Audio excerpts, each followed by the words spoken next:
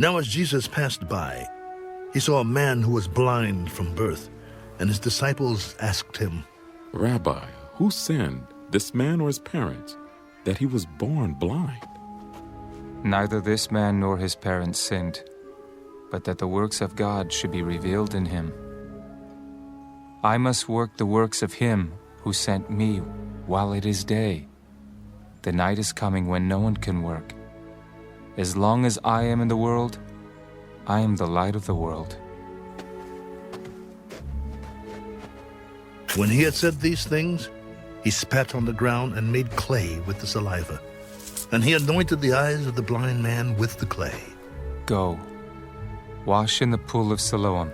Which is translated, sent. So he went and washed and came back seeing.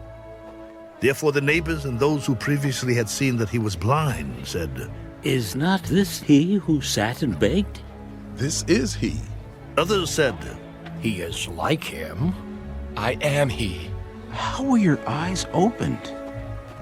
A man called Jesus made clay and anointed my eyes and said to me, Go to the pool of Siloam and wash. So I went and washed, and I received sight. Where is he? I do not know. They brought him who formerly was blind to the Pharisees.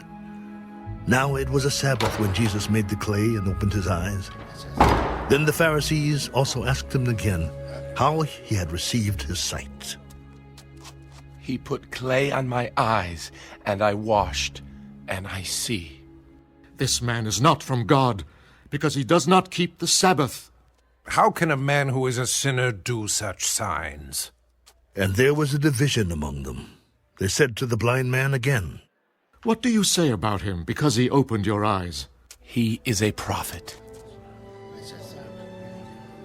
But the Jews did not believe concerning him, that he had been blind and received his sight, until they called the parents of him who had received his sight, and he asked them, saying, Is this your son, who you say was born blind? How then does he now see? We know that this is our son, and that he was born blind. But by what means he now sees we do not know, or who opened his eyes. We do not know. He is of age. Ask him. He will speak for himself.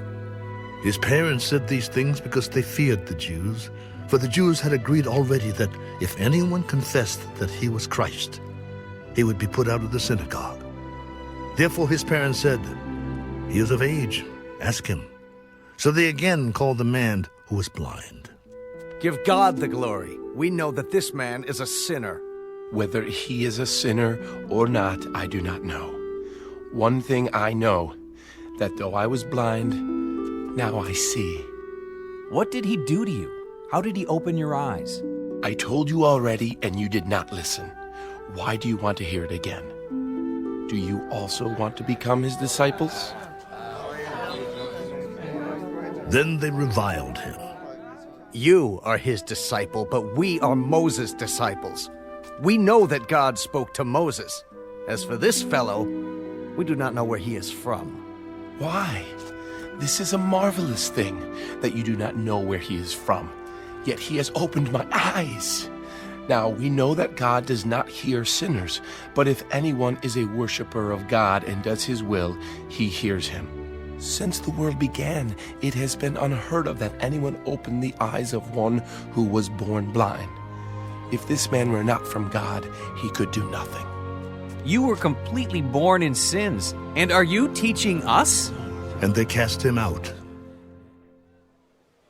Jesus heard that they had cast him out, and when he had found him, he said to him, Do you believe in the Son of God? Who is he, Lord, that I may believe in him?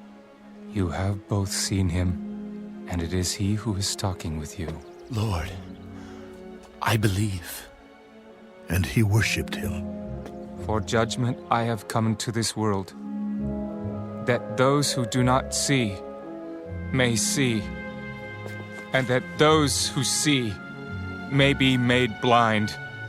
Then some of the Pharisees who were with him heard these words. Are we blind also? If you were blind, you would have no sin. But now you say, We see. Therefore your sin remains.